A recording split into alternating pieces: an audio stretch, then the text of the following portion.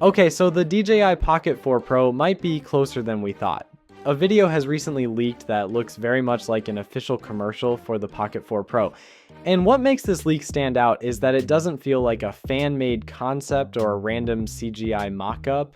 The motion, the camera angles, and the overall presentation line up almost perfectly with the renders and leaked images we've been seeing over the past few months. If this footage is real, and right now it looks very convincing, then we're finally seeing how DJI actually wants this camera to be perceived.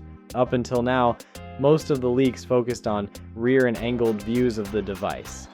Those images showed large vents, a heavier looking upper section, and an overall presence that clearly suggested this was a Pro model. Because of that, many people naturally assumed the Pocket 4 Pro would be significantly larger than previous versions, but the moment we see it from the front, that assumption starts to feel less certain. From this angle, the body doesn't look nearly as big as expected.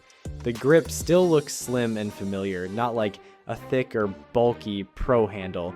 In fact, the lower part of the body looks very close to what you'd expect from a pocket camera. Where things really change is when your eyes move upward. The gimbal head is clearly doing most of the work here. From earlier rear-facing images, it looked quite chunky, but from the front, it looks more controlled and balanced, not exaggerated or oversized. That contrast naturally raises questions, because it feels like we're seeing two different devices depending on the angle. There are a few realistic explanations for this, and none of them require DJI changing the design between leaks. One big factor is perspective and lighting. Small differences in camera angle, focus, and contrast can dramatically change how thick or slim a device appears.